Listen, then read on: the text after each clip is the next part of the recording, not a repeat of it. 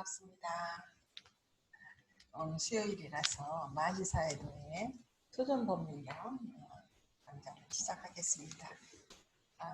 날씨가 많이 추워졌는데 괜찮으신가요?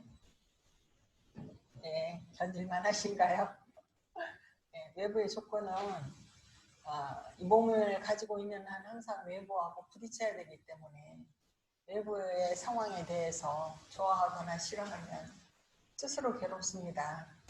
외부의 상황을 어떻게 주어진 조건이구나 하고 법으로 보고 거기에서 욕심내거나 화내지 않고 그냥 내가 할 수 있는 일을 하는 것밖에는 다른 방법이 없습니다. 좀 짜증내고 욕심 부린다고 해서 외부 상황이 또 바뀌는 건 아니잖아요. 추운 날씨가 내가 원한다고 따뜻해지는 건 아니잖아요. 추운 것이 올만해서 왔구나, 자연의 이치구나, 이렇게 법으로 받아들여서 몸과 마음을 편안하게 하시면 그냥 추위는 추위고 그 추위 때문에 내가 괴로워하거나 좀 싫어하거나 하지 않고 살 수 있다는 거죠. 괴로워하고 싫어하는 것 자체가 괴로움이잖아요. 그렇죠?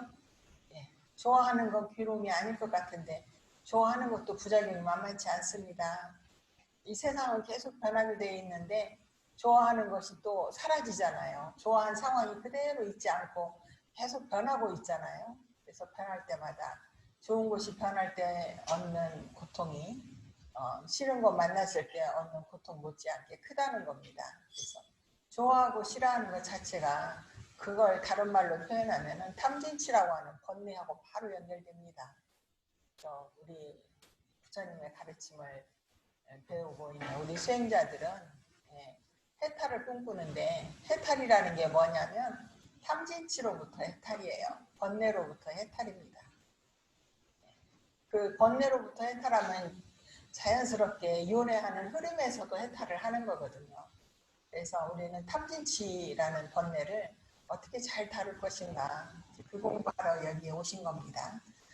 탐진치를 그대로 두면 그것이 전부 다 괴로움의 씨앗이 돼서 매 순간 괴로워지는 정신과 물질의 흐름이 이어지기 때문에 탐진치를 어떻게 다룰 것인가. 지금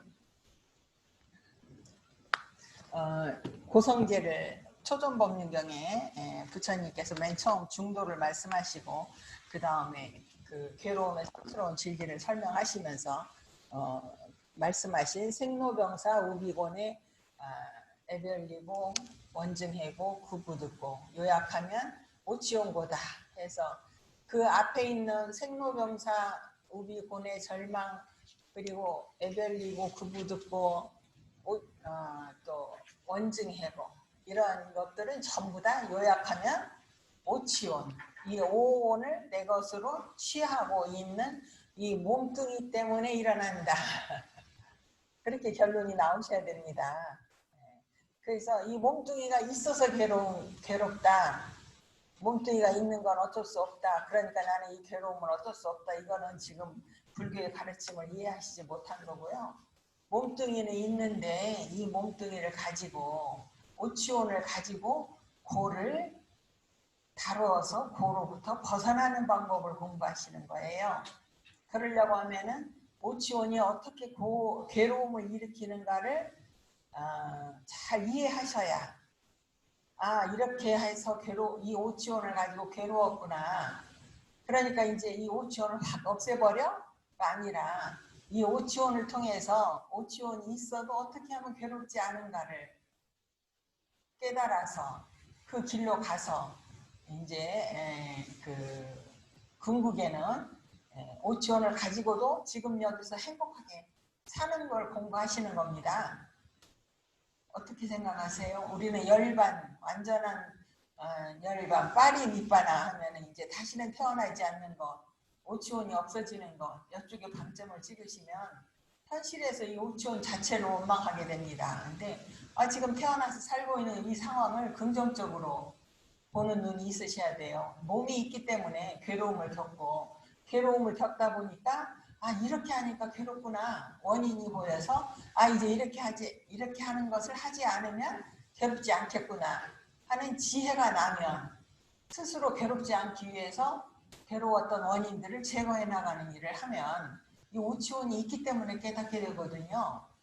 그렇지 않으세요?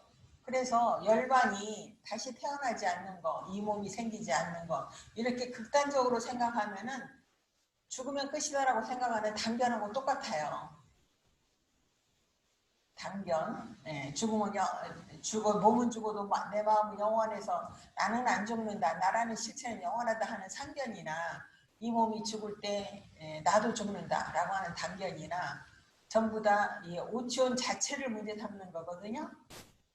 그런데 불교는 오치온 자체는 담마, 법이에요. 조건에 의해서 일어난 법이고 이렇게 일어난 오치온을 통해서 공부를 해야 되는 거예요. 어떻게 하면 이 오치온을 가지고 색수상 행식의 이 오치온으로 되어 있는 이 몸, 탁가야 이 유신을 가지고 이 몸을 가지고 이 인간의 몸을 갖고 아니면 동물은 축생의 몸을 갖고서 괴롭지 않을 건가. 불행히도 그 괴롭지 않을 건가를 공부할 수 있는 동물은 인간밖에 없다고 합니다. 그래서 그 말은 인간만큼 또 괴로운 게 없다는 거예요. 인간의 욕망은 끝이 없잖아요. 호랑이도 자기 배부르면 낮잠 자고 뭐 다른 동물 잡아먹으러 안 가는데 인간은 먹을 거 있어도 또 열심히 또 먹을 것을 더 저축하려고 또 열심히 욕심을 또 내잖아요. 그러니까 인간만큼 또 괴로운 동물도 없고 그 괴로움이 지극하기 때문에 괴로움에서 벗어나는 방법을 또 열심히 또 추구해서 괴로움으로부터 벗어날 확률도 인간밖에 없다는 겁니다. 그래서 인간의 몸을 받은 이 생을 소중하게 여기셔야 되고요. 그러니까 오늘은 이 오치온으로 인한 괴로움, 오온을 내 것으로 취해서 생긴 괴로움을 공부하실 날이거든요. 그 이전에 우리는 뭔 공부를 했냐면 눈으로 색을 볼 때 거기에서 그 색을 취하는 색취온이 일어난다.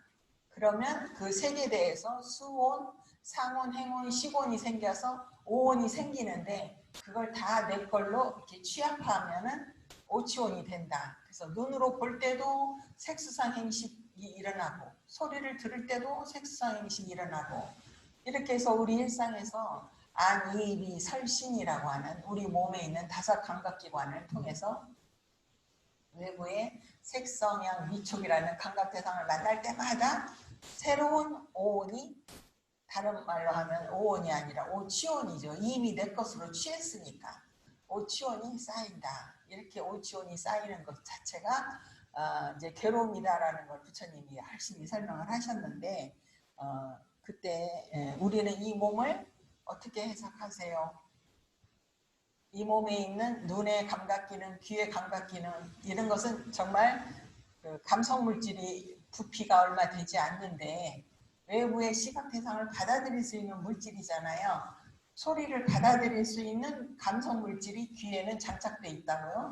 그래서 이제 안, 이, 비, 설, 신이라는 오근이 외부의 색성향, 미촉의 정보를 받아들이는 걸로 끝나지 않는다는 거예요. 안이비설씨는 반드시 의근을 의존한다. 만호를 의지한다. 이렇게 돼 있어서 그 정보가 전부 의근으로 넘어가죠. 정신적 영역으로 넘어갑니다. 물질적 영역의 정보가 정신적 영역의 정보로 넘어가 주면 거기에서 그것을 자기 마음에 새기고 새긴 뒤끝에 어떻게 해야 되겠다는 의지작용을 또 의근이 돼서 의도를 내죠. 의도를 가지고 말하고 생각하고 행동을 하면 그것이 업이 되는 거죠. 그래서 그 업을 조건으로 이제 또 그 업을 원인으로 또 새로운 즐거움과 괴로움을 경험하는데 이때 우리 불교는 업을 전생에 지은 업은 말씀하시지 않으세요.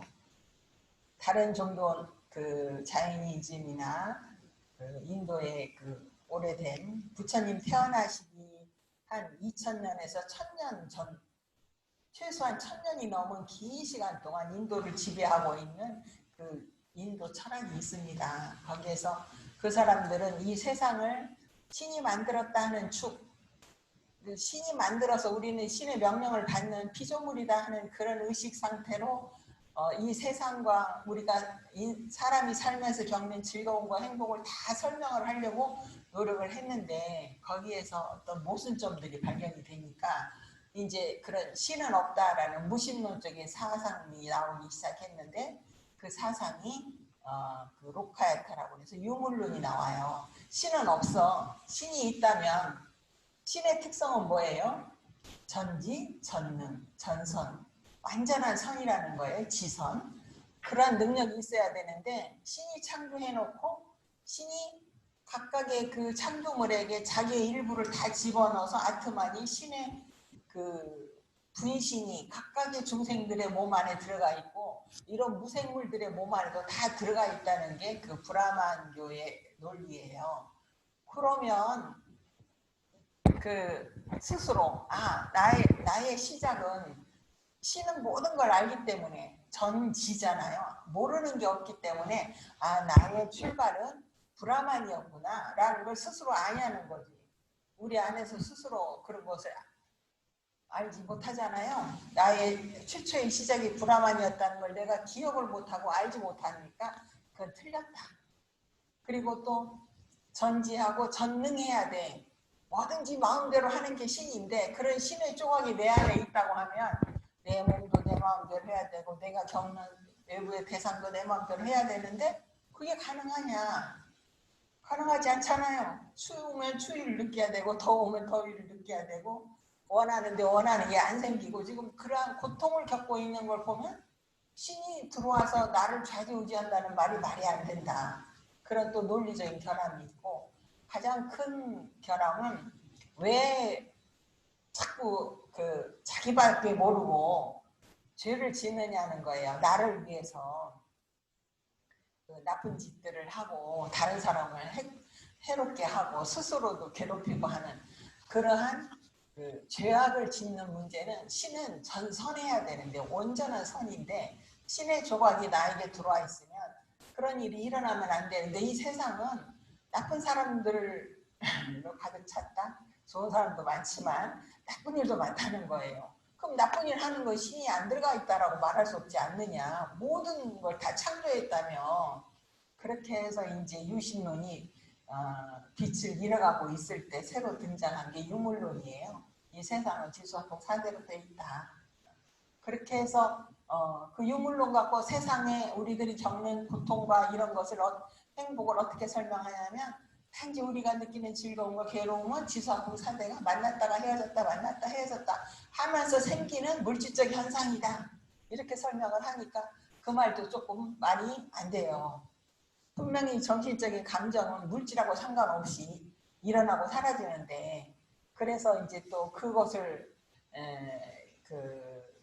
이제 부정하고 거기에 그 문제점을 지적하고 나온 것이 인간이 영혼이 있다. 이제 이렇게 해서 자인화교가 나오고 그렇게 이제 됐는데 하여간 그러한 것들을 보면 부처님은 그러한 인도의 사상이 신학적인 사상이 자연과 우리의 삶의 모습을 잘 설명하려고 하는 잘 설명해주는 그 사상이 발달되어 있을 때 지금으로 따지면 3,500년 전부터 2,500년 전까지 그렇게 인도의 그 사상이 풍부한 토양에서 부처님이 나셔가지고 깨닫고 보니까 이제 그 공부들을 다 하셨겠죠. 하고 본인이 스스로 아트만을 찾으려고 보행도 해봤고 다 해봤더니 그게 아니다라는 걸 알고 전부 각각의 그 논리에 대해서 붓다의 깨달음의 내용이 전부 다 그것을 풀어버리는 거예요. 그것의 장점, 그것이 그런 사상이 인도 사회에 먹혔던 이유는 나름대로 각각의 계급제도에서 고통받는 사람들에게 이건 내 탓 아니야. 신의 뜻이야. 이렇게 받아들이게 함으로 해서 좀 위로를 받았고 지수화풍 4대가 뭉쳤다 풀렸다 하면서 느끼는 감정일 뿐이야. 라고 해서 거기에서 부모도 없고 죄도 없고 제사의 공덕도 없고 이런 사견이 나옵니다. 그러한 논리들이 나름 먹히는 이유는 그걸로 자기의 괴로움의 문제를 조금씩 해결하기 때문에 먹혔던 거예요. 근데 다 논리마다 모순이 있었는데 마지막에 나온 모순은 마지막에 이제 그렇게 논리마다 모순이 있기 때문에 마지막에 어떤 사람이 나왔냐면 산자야라고 하는 사리불과 목건년의 스승인 그 사리불 목건년이 부처님께 오기 전에 공부하던 스승이 산자야 벨라티부타라고 하는 회의론자예요. 그 사람이 이제 여러 가지 주장을 하는 사상가들의 이야기를 들어보니까 전부 다 알지도 못하고 보지도 못하면서 안다고 떠드는구나 이렇게 생각을 한 거예요. 너희들이 태초에 브라만을 봤느냐, 태초에 지수학금 4대가 움직이는 걸 봤느냐, 그러니까 대답 못하잖아요. 태초가 어느 시대인데 지금 현생에 태어나는 시대로 태어나는 그 시점도 기억을 할까 말까인데 그 이전부터 어떻게 아냐고요. 그러니까 그래서 나는 이 형이상학적인 문제에 대해서 어떻다라고 단정하는 것은 하나도 나는 인정하지 않겠다. 그래서 그 풍성하게 사상적으로 발전하던 인도의 사상들이 갑자기 이제 그 회의론 앞에서는 할 말이 없는 거예요. 봤냐고 물어보는데 봤다고 할 수 없잖아요. 그러니까 너는 옳다고 이것을 주장할 수도 없다. 그러니까 그 사람들이 이 산자에게 그럼 당신은 어떻다고 생각하시냐? 당신이 생각하는 답은 뭐냐? 그러니까 나는 있다고도 안 하고 없다고도 안 하고 있는 것도 아니고 없는 것도 아니고 이런 식으로 이제 회의론 아무것도 믿을 것이 없다. 요즘 우리도 가끔 그런 생각 하잖아요. 그렇게 이제 그 인도 사상들을 보면은요, 지금 우리들에게도 다 있는 생각들이에요. 흔히 어떤 사람이 이거는 문명인가 보다 숙명론도 나오고 이렇게 그래서 이제 그 산자야가 등극을 했어요. 사상계의 왕으로 등극을 했는데 그거를 깨트린 게 자인화교하고 불교인데 자인화교는 또 단점을 갖고 있었어요. 그 이야기는 긴데 그래서 결국 부처님이 이 세상에 출현하셔서 중생들을 깨달음으로 인도할 수밖에 없었던 이유는 그러한 사상의 풍성한 사상을 바탕으로 거기에서 논리적으로 맞지 않고 우리 현실과 맞지 않는 점을 전부 풀어서 이제 그 사람들에게 이해를 시켰다는 거죠. 그래서 이제 불교서도 해탈을 말하는데 불교의 해탈은 번뇌로부터 해탈이고 자인화교에도 해탈을 말하는데 자인화교는 업으로부터 해탈이에요. 모든 게 업이다. 업으로 결정되어져 있다. 이게 우리도 업이라는 말을 많이 쓰는데 전생의 어떤 업, 전생 이야기가 나와서 이렇게 됐네. 전생의 업 때문이야 라고 전부 다 전생의 핑계를 대면 이 생에 내가 할 일이 없다는 거예요. 이 생에 내가 좋은 일 하는 것도 전생의 업 때문에 좋은 일 하는 거예요. 근데 부처님은 전생 이전에 이 생 이전에 있었던 업을 끊어버리고 지금 이 생에서 짓는 업이 이 생에서 즐거움과 괴로움의 그 결과를 가져오고 그 과거로 다음 생에 좋은 곳에 태어나거나 괴로운 곳에 태어난다. 이렇게 설명을 하신 겁니다. 그러니까 그래서 이 오치원이 그래서 자꾸 태어나는 건 오치원이 계속 생기는 거잖아요.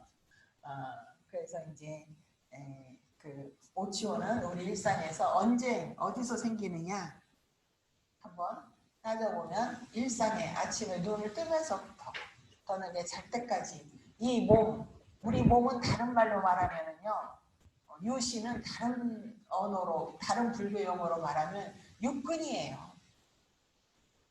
눈, 귀, 코, 혀는 조금이잖아요. 근데 몸은 전체잖아요. 근데 안근, 이근, 비근, 설근, 신근만 있는 게 아니라 의근이 함께 있어요. 그래서 육근 자체는 바로 우리가 말하는 이 몸, 삭가야다. 따져보셔요.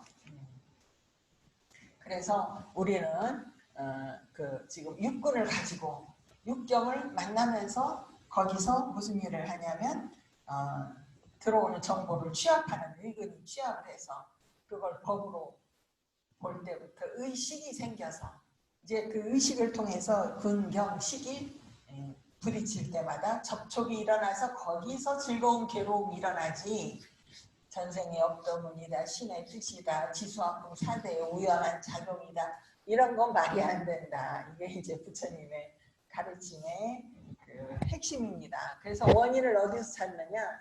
지금 여기 현생에서 찾고 해결도 언제 하느냐? 죽어서 천국에 간다. 뭐 이렇게 해결하는 게 아니라 지금 여기서 괴롭지 않은 방법을 불교는 제시하고 있다.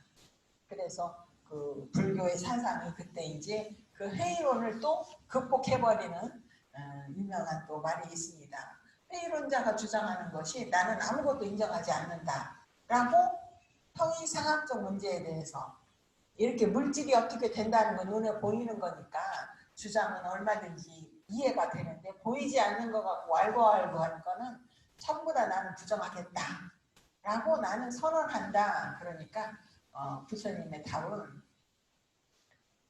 그러면은 형이상학적 문제에 대해서 부정한다고 말하는 너의 그 단정적인 견해도 부정되어야 되지 않느냐. 그런데 너는 지금 남의 단정적인 견해는 다 부정한다고 하면서도 너의 단정적인 견해는 어떻게 보느냐. 부정해야 되지 않느냐 하니까 모든 거 부정한다고 하면 대전제야 어그러지잖아요. 그래서 회의론이 이제 또 타파됐습니다.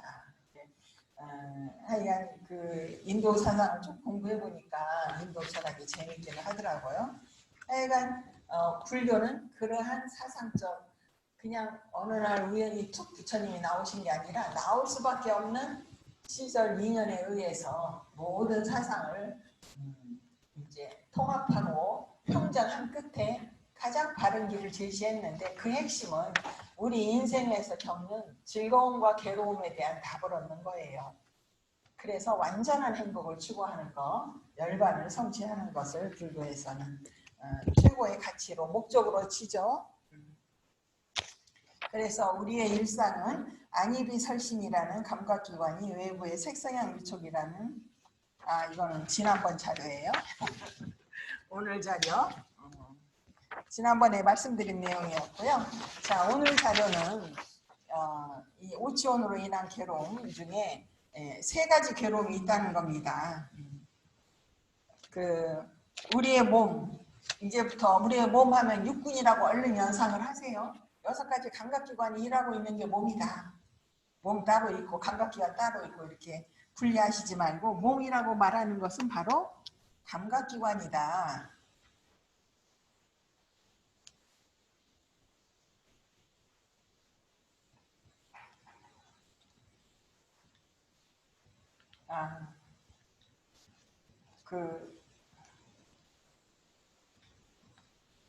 뭐가 잘못된 것 같아. 녹음이 안 된 것 같아.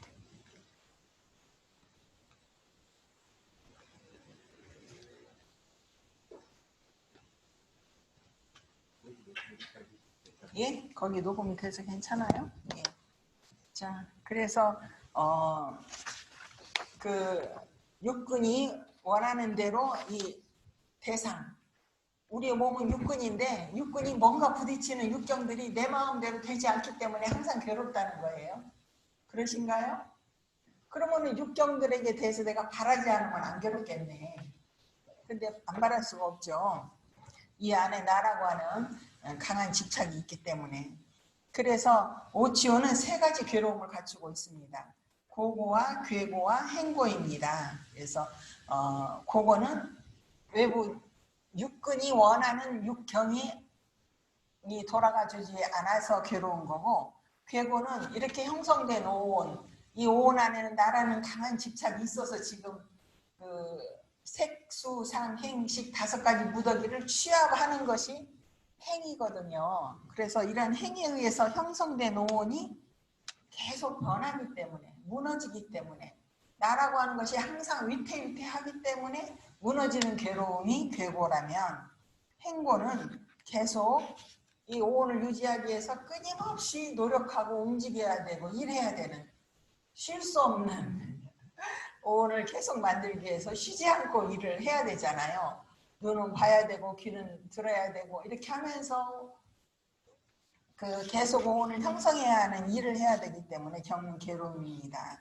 그래서 이러한 괴로움의 안에는 이게 나다라고 하는, 이 오치온이 괴로움이다라는 걸 모르는 무명과 이것이 나다라고 하는 어리석음, 내 입장에서 세상을 보는, 대상을 보는 어리석음과 나라는 자아가 있다는 잘못된 견해 때문에 이 조건에 의해서 형성된 오온을 나의 건 나의 자아라고 집착하면서 하는 일이 내 거니까 어떻게 해야 돼요?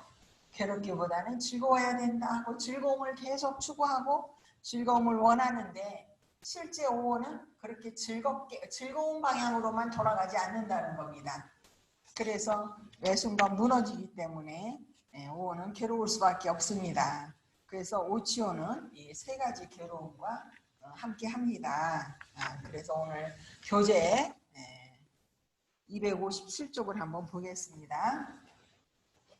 태어남, 늙음, 죽음, 슬픔, 비탄과 같은 무서운 괴로움은 오치온으로 인해 일어납니다. 아까도 말씀드렸지만 오치온은 지금 몸이 생긴 거잖아요. 그 몸이 일단 생겼다 하면 늙음, 죽음, 슬픔, 비탄은 자동으로 따라오는 소속된 것들이에요. 태어남에 함께 붙어있는 것들입니다. 그래서 이러한 오치온이 존재하는 한 태어남, 늙음, 죽음과 같은 무서운 괴로움은 계속됩니다. 그렇기 때문에 오치온은 그 자체가 무서운 괴로움입니다. 요컨대 물질의 몸이 있기 때문에 그들의 그 몸에 의존하여 육체적, 정신적 괴로움이 일어납니다. 몸이 아플 때 마음은 편안하려면 수행을 많이 하셔야죠. 어때요?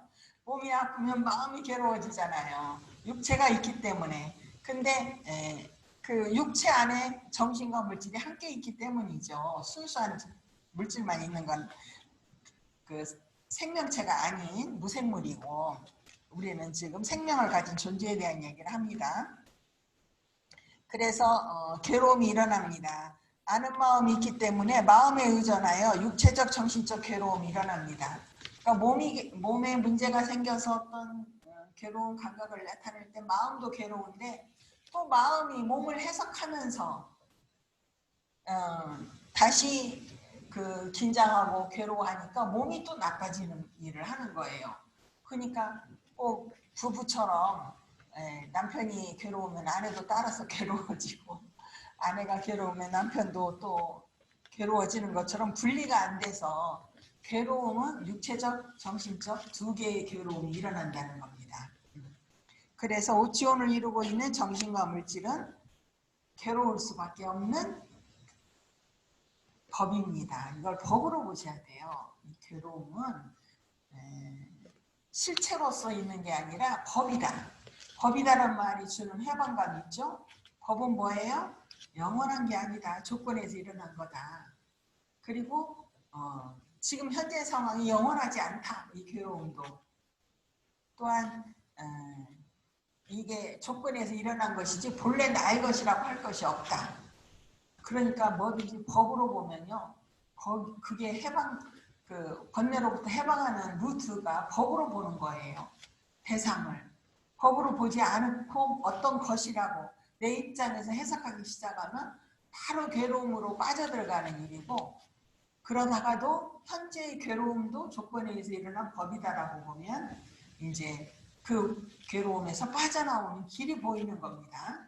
그래서 항상 이 몸은 괴로움 덩어리인데 법이야. 조건에 의해서 연기된 거야. 이렇게 가진 그 다른 견해가 우리를 팔정도로 이끌어서 괴로움으로부터 벗어나게 합니다. 현재 지금 겪는 괴로움이 나의 것이야 하면은 사견 때문에 팔사도를 걸어서 괴로움이 해결이 되지 않죠. 다른 말로 하면 참기 어려운 육체적 정신적 고통은 원초적인 무서운 고통으로서 고통으로 인한 괴로움이라고 합니다. 몸이 있어서 늙음, 죽음, 병듦 이런 거는 그 자체가 괴로움입니다. 말하자면 육군이 원하지 않는 방향으로 육경이 돌아가 주는 거죠. 누구나 그것을 두려워합니다. 그래서 집착하는 무덕인 괴로움의 느낌은 진정한 고성제입니다. 몸과 마음에서 일어나는 즐거운 느낌은 아까는 괴로운 느낌만 했는데 이제 즐거운 느낌은 어떠냐? 그것이 지속되는 동안에는 유쾌하고 즐겁고 만족스럽습니다. 그러나 그게 영원하지 않기 때문에 사라지면 불쾌한 불만족으로 바뀌기 때문에 당연히 즐거움도 괴로움에 속하는 즐거움이다. 이것이 변화로 인한 괴로움입니다. 이 오온을 내 거라고 움켜쥐었는데 이 오온이 변하고 부서지고 있기 때문에 괴로움을 겪는 건 괴고, 무너질 괴자를 써서 무너짐이 괴로움이죠. 이 괴로움은 즐거운 상태나 조건에서 다른 상태나 조건으로 변하거나 전환함으로써 생겨나는 것이기 때문에 무서운 것입니다. 성자에게 즐거운 느낌이란 마치 야차녀가 자신의 아름다움으로 사람을 홀려서 미치게 하는 것과 같습니다. 야차녀가 뭐냐면, 야차가 좀 그 막이 그런 의미가 있어서 식인귀라고 그 각주에 써 있습니다. 사람을 잡아먹는 귀신이 아름답답니다. 여러분 아름다운 거 볼 때 얼른 야차녀를 떠올리세요. 그래서 성자에게 즐거운 느낌이 딱 올라오면, 아직 성자가 아니니까 우리는 즐거운 거 보면 쫓아가는데, 성자는 즐거운 느낌을 주는 어떤 상황에 딱 들어가면 이게 나를 잡아먹는 야차녀다 이렇게 보인다는 겁니다. 그래서 홀리지 않는 거죠. 성자들에게는 즐거운 느낌도 똑같이 무서운 우치온이고 진정한 고성계입니다. 그러니까 성자와 우리의 다른 점, 우리는 즐거운 느낌은 좋은 거라고 알고 괴로운 느낌은 나쁜 거라고 하는데, 성자는 즐거운 느낌이나 괴로운 느낌이나 다 괴로움이라고 아는 그런 지혜가 있어서 성자죠. 즐거운 느낌에 홀리지 않는다 이 말입니다. 동시에 즐거운 감각은 일시적인 것으로 즐거운 감각을 유지하기 위해서 끊임없이 조건을 만드는 노력이 요구됩니다. 끊임없이, 제가 아까 아침부터 저녁까지 이 육군을 위해서, 육군이 원하는 걸 위해서 끊임없이 일하시잖아요. 맛있는 거 찾아 먹고, 듣기 좋은 소리 듣고, 아름다운 경치 보고. 지금 뭐 하신 거예요? 이 오늘의 육군이 원하는 어떤 방향을 열심히 찾아가는 이 노력을 게을리하는 순간 어떻게 돼요? 괴로움이 그 삶의 즐거움이 사라지고 허망하고 살기 싫다 이런 생각이 들죠. 그래서 이 오온을 유지하기 위한 끊임없이 조건을 만드는 노력이 요구됩니다. 이게 행보예요. 계속 행을 해야 돼요. 결합작용을 해야 돼요.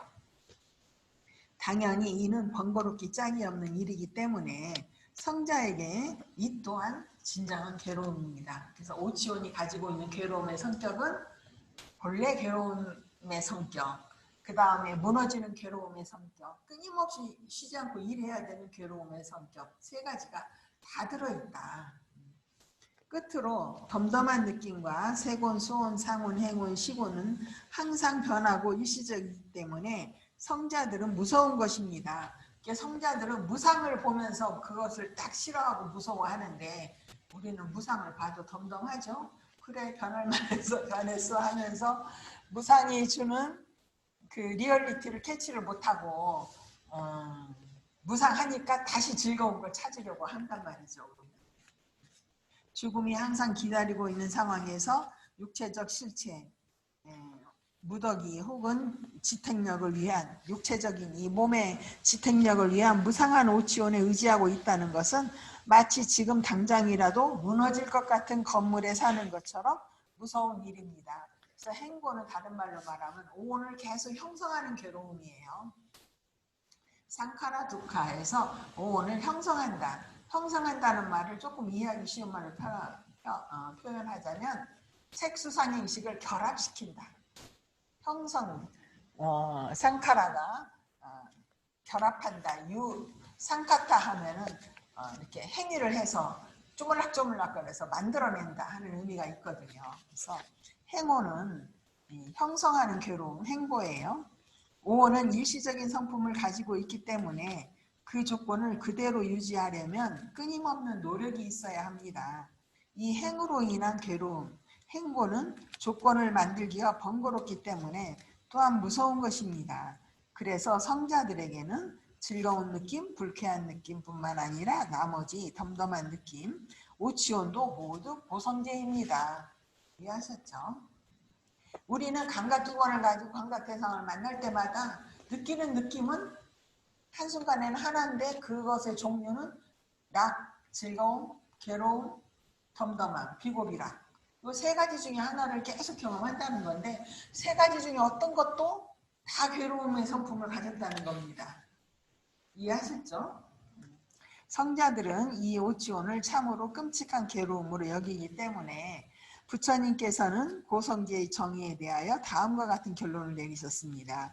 한마디로 정신과 물질, 영생, 즉 오온은 나, 나의 것, 영원한 것, 좋은 것, 자아라는 집착을 일으킬 수 있기 때문에 무서운 고성계일 뿐입니다. 그러니까 오온이 있는데 오온에서 나라는 집착을 일으키지 않는 성자들은 괴로움의 그 오온 자체가 괴로움의 진리가 아니죠. 우리는 이 오온을 번뇌와 함께 하기 때문에 탐진치라는 번뇌와 함께 하면서 나의 것으로 취하기 때문에 이게 지금 고성계라는 겁니다. 모든 괴로움이 소멸한 붓다와 아라는 오온을 가지고 있어도 괴로움의 진리에 속하지 않는다는 거 이해하셔야 돼요. 그 다음에 이제 집착과 집착의 무더기가 나옵니다. 집착과 집착의 무더기. 집착은 한자로 우빠다나라고 해서 취하는 거. 취하는 건 네 종류가 있어요. 감각적 욕망을 취하는 거. 우리 일상에서 맨날 하는 일이고 나머지 사견을 취하는 거, 계금취, 계율과 근기조항을 집착하는 취, 그 다음에 나라고 말하는 이 자아 이론에 대한 집착을 말하는 세 가지는 견해에 대한 집착이에요. 따져보면 다른 견해가 없을 때 생기는 집착 세 가지가 사견에 대한 집착인 견취, 계금취, 아우취인데 이거는 감각적 욕망을 추구하는 취하고는 약간 다르죠. 감각적 욕망은 감정적인 거라면 이거는 이성적인 거죠. 사유 쪽이죠. 그래서 견해 쪽에 속하는데 그 세 가지 견해가 다 사견인데 그 중에 계금취와 아우취는 따로 빼고 사견 그 잘못된 견해에 대한 집착 사견취하고 계율과 근기조항에 대한 집착은 뭐냐면 나름 수행을 하는 사람들이에요. 이 사람들은.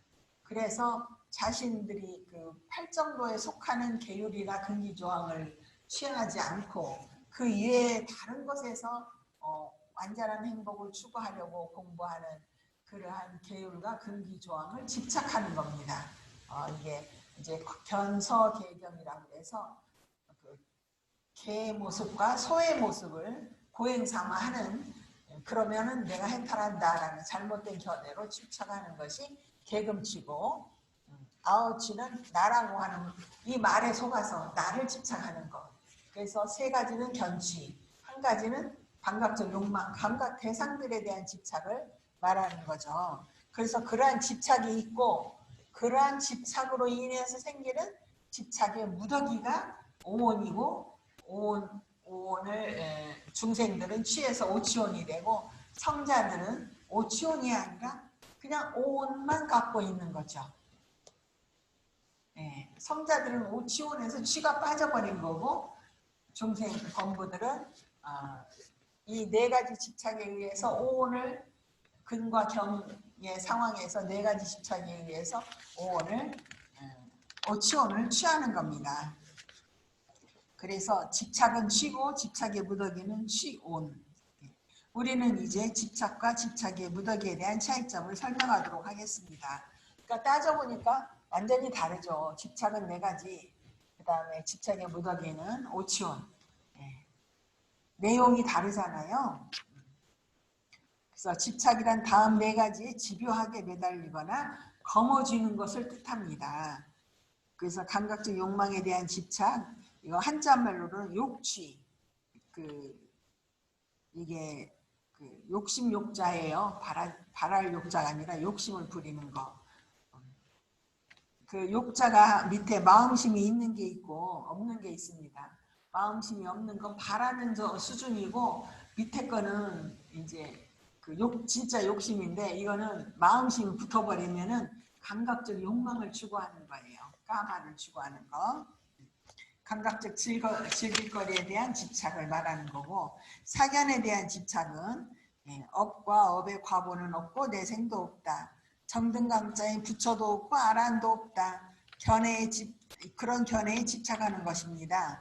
그 다음에 자아에 대한 잘못된 견해, 계율과 의식에 집착하는 그 잘못된 견해를 제외한 다른 모든 잘못된 견해를 사견에 대한 집착이라고 합니다. 이게 무슨 말인지 알았죠? 사견은 세 가지가 다 사견인데 그 중에 개금치와 아우치는 좀 따로 빼서 설명을 하시는 거예요. 그래서 우리가 업과 업의 과부가 없고 내생도 없다. 이게 지금 이제 어떤 사람들의 견해냐면 그 유물론자들의 견해예요. 이 세상은 지수화풍 사대로 되어 있다고 설명을 하는 거예요. 그런데 그래서 그 업을 지었다고 해도 업의 과보를 받는다는 것은 지수화풍 4대의 흐름이지 그게 업의 과보가 아니다. 이렇게 설명을 하는 거예요. 그 설명이 그 시절에 또 먹혔다는 거예요. 그래서 이제 부처님께서는 그 이론을 어떻게 깨시냐면 오늘 제가 가져온 확실한 가르침의 경을 한번 읽어보시겠습니다. 자, 확실한 가르침의 경 한번 보시겠습니다. 장자들이여 여기서 도시도 없고 곡물도 없고 제사도 없다. 선행과 악행의 업들에 대한 결실도 없고 과보도 없다. 이 세상은 없고 저 세상도 없다. 어머니도 없고 아버지도 없다. 화생하는 중생도 없고 이 세상과 저 세상을 스스로 최상의 지혜로 알고 실현하여 선언하는 덕스럽고 바른 도를 부족한 사문 바라문들도 이 세상에는 없다라는 이런 주장과 이런 견해를 가진 사문 바라문들에게는 이런 것이 예상된다.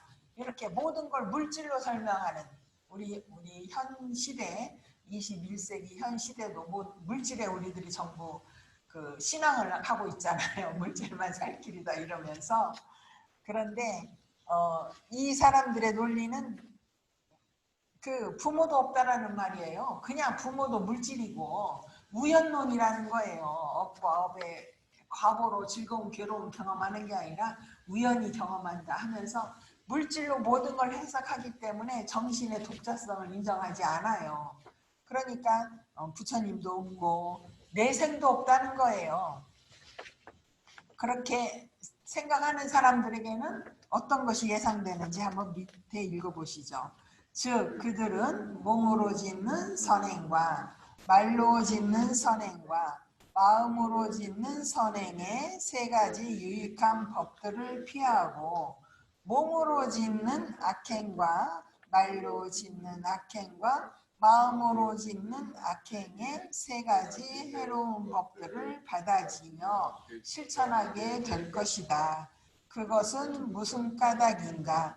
그 사문 바라문 존자들은 해로운 법들에서 재난과 비열함과 오염원을 보지 못하고 유익한 법들에서 출리의 공덕과 깨끗함을 보지 못하기 때문이다. 여기서 선행과 악행이 나왔는데요.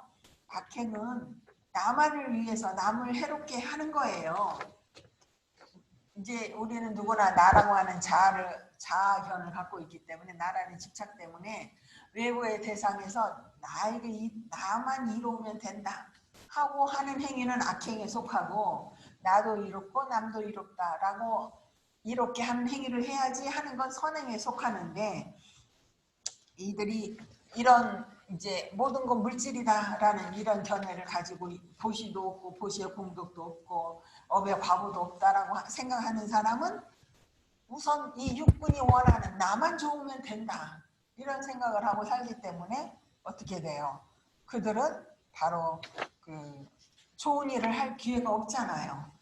계속 짓는 게 악업만 짓거든요.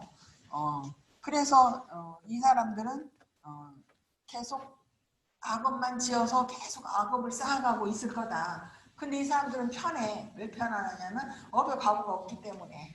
나는 이 업의 과보 안 받을 거니까 내가 하고 싶은 대로 하는 거예요. 언뜻 보면 요즘 현대인들 같은 생각도 들어요. 자, 그래서 이제 8번 한번 읽어보세요. 근데 이 사람들이 그렇게 하는 행위는 저 세상에 없다고 믿기 때문에 악업의 과보를 받을 일이 없다고 믿기 때문에 맘놓고 악업을 저지르는 거예요. 근데 이제 한번 8번 읽어보시죠.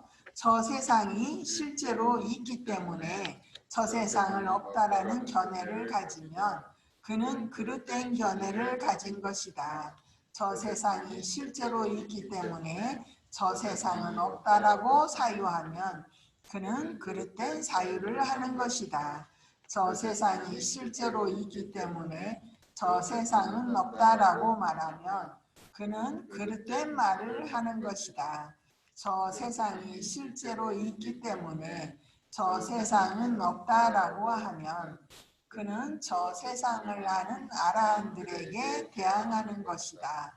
저 세상이 실제로 있기 때문에 저 세상은 없다라고 다른 사람에게 알린다면 그는 그에게 정법이 아닌 것을 받아들이도록 설득하면서 자신을 칭찬하고 다른 사람을 비방한다. 이처럼 그가 이전에 행한 좋은 행실은 제거되고 나쁜 행실이 자리 잡게 된다.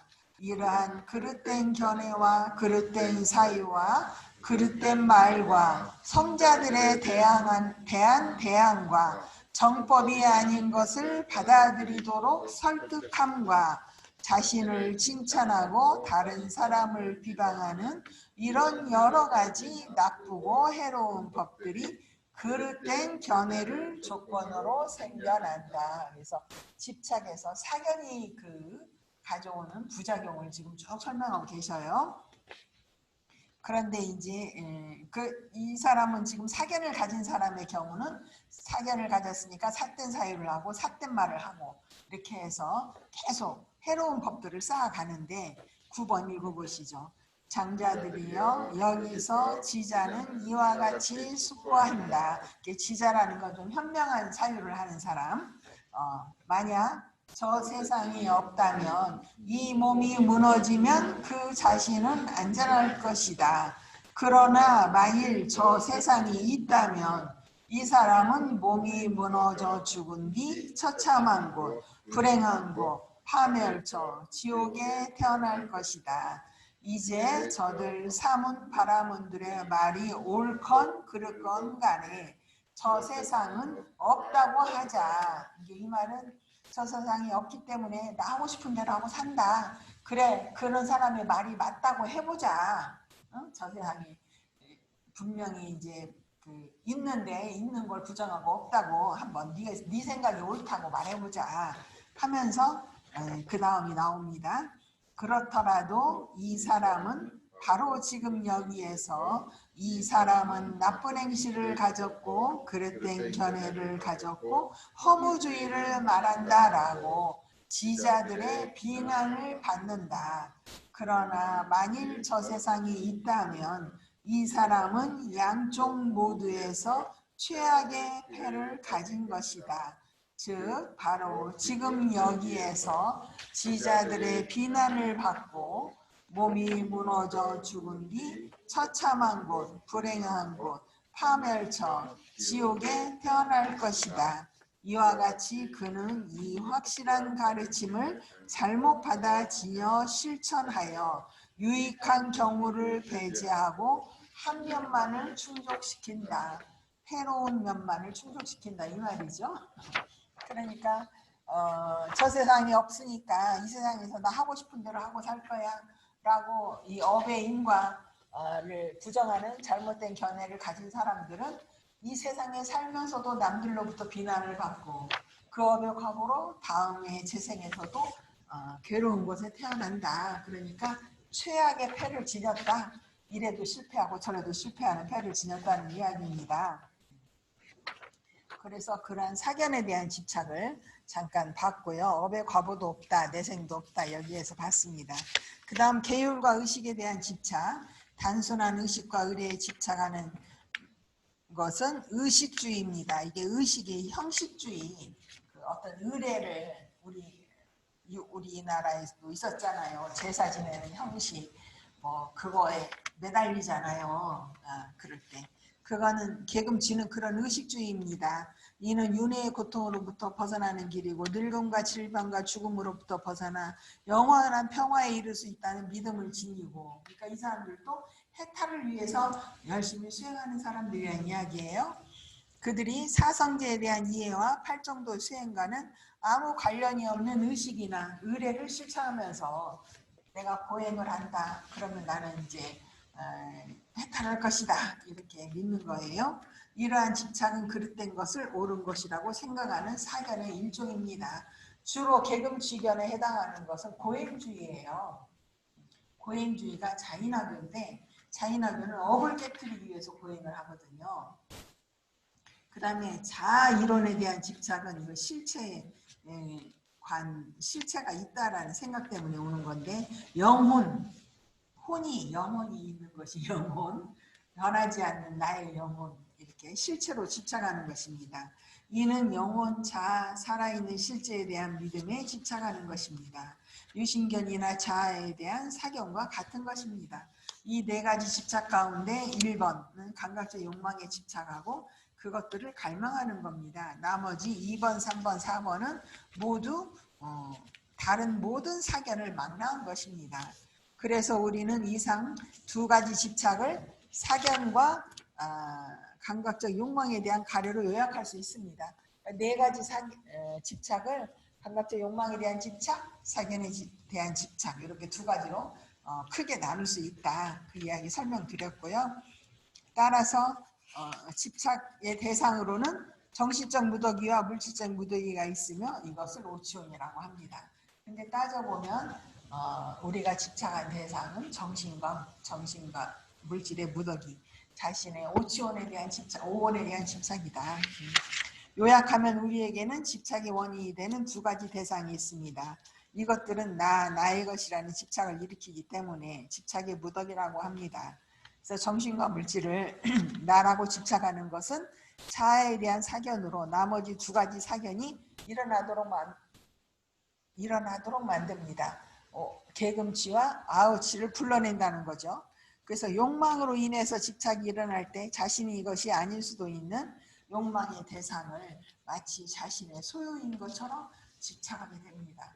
따져보면 이 오온조차도 외부에 있는 것을 이렇게 행으로 결합시켜서 만들어 놓은 것이지 본래 내 것이 아닌데 당연히 나의 소유인 것처럼 집착하고 있습니다.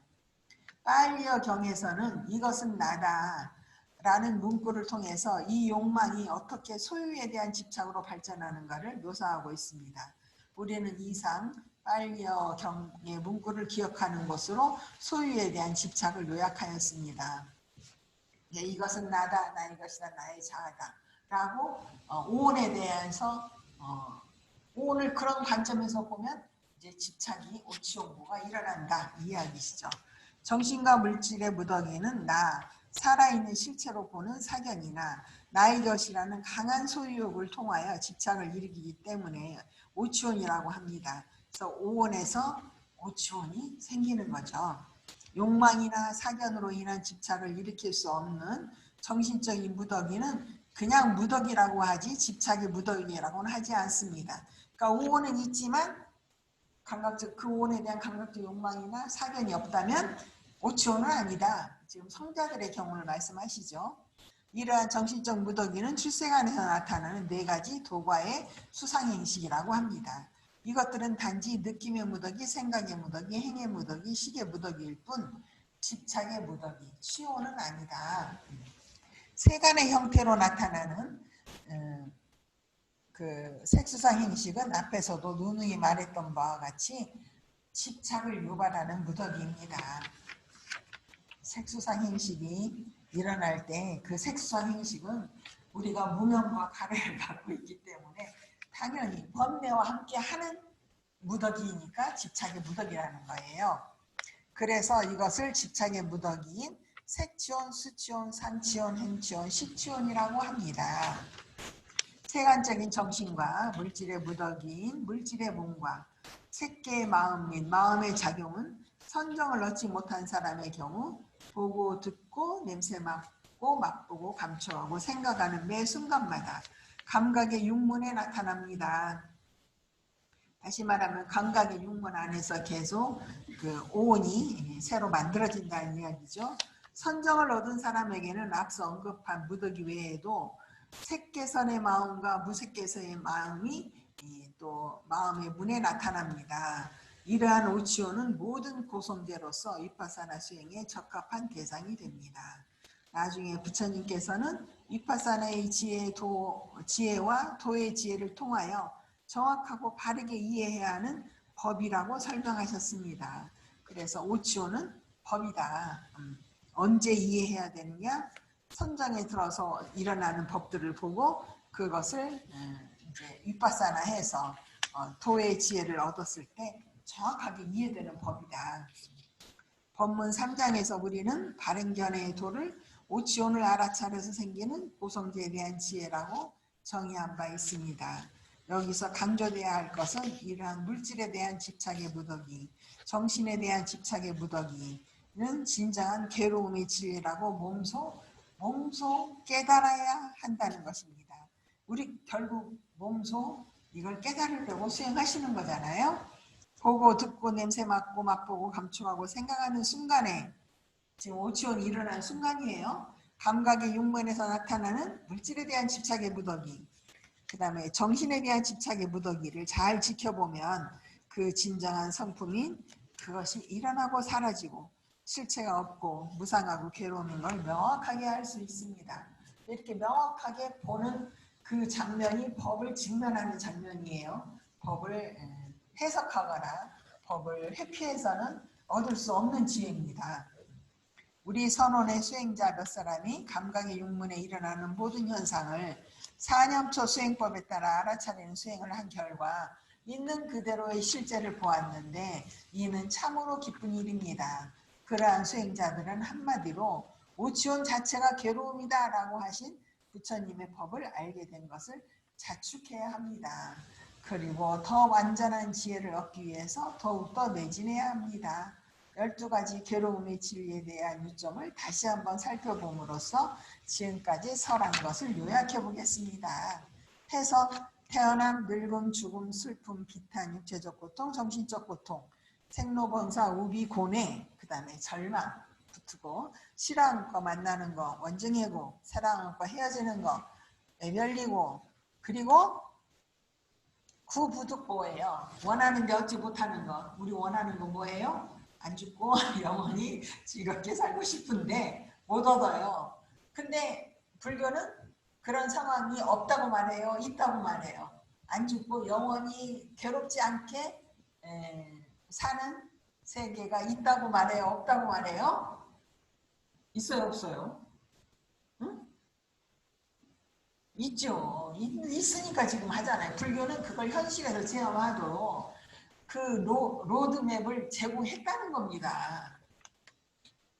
그게 이제 11번을 보면은 팔정도를 닦지 않아 수행을 하지 않고 늙음, 질병, 죽음, 갖가지 괴로움에서 벗어나기를 바라는 것은 아무 효과가 없습니다. 왜냐하면 그러한 바람은 절대 이루어지지 않기 때문에 이게 이제 원하는데 못 얻는 거예요. 못 얻는 이유는 첫 줄에 나오잖아요. 팔정도를 닦지 않고 원하니까 못 얻는 거예요. 팔정도를 닦아서 해탈 열반에 도달하면 늙음, 죽음, 질병, 갖가지 괴로움에서 벗어난다는 겁니다. 그게 없다면 불교가 아무 가치가 없잖아요. 우리 너무 현실에 매몰돼서 열반을 너무 높은 데 두지 마세요. 그래서 얻을 수 없는 것을 얻고자 하는 바람도 또한 괴로움입니다. 세간에서 얻지 못할 것을 갈구하는 것 또한 괴로움입니다. 그래서 구부득고의 내용 중에 수행하지 않고 해탈하기를 바라는 사람도 있고 내가 노력하지 않았는데 열매를 기다리는 사람도 있고 그런 건 다 괴로움이라는 거예요. 그래서 요약하면 위에서 언급한 11가지 괴로움, 즉 나의 것이라고 집착을 일으키는 오치오는 진짜 괴로움입니다. 괴로움의 진리입니다. 괴로움이다로 끝나는 게 아니라 괴로움의 진리, 괴로움이라는 담마, 법이다. 법이라는 것이 가지는 의미는 실체가 없다. 누구의 것도 아니다. 그 괴로움은. 근데 이제 무명 때문에 나의 괴로움이다라고 집착하는 거죠. 그것도. 우리는 괴로움의 진리에 대한 정의와 그 종류를 충분히 완전하게 다루는데 시간을 할애했습니다. 오늘 우리는 여기까지 법문을 하도록 하겠습니다.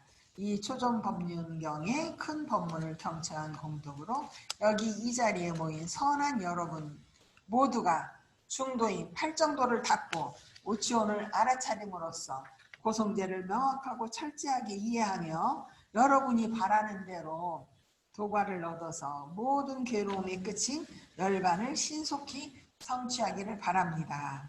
사두 사두 사두. 여러분 긴 시간 수고하셨습니다. 이제 고성제가 끝나고 다음 주제는 5장인데 5장은 집성계입니다. 괴로움의 일어남의 진리, 괴로움의 원인의 진리를 다음 시간부터 또 다루겠습니다. 자, 수고하셨습니다.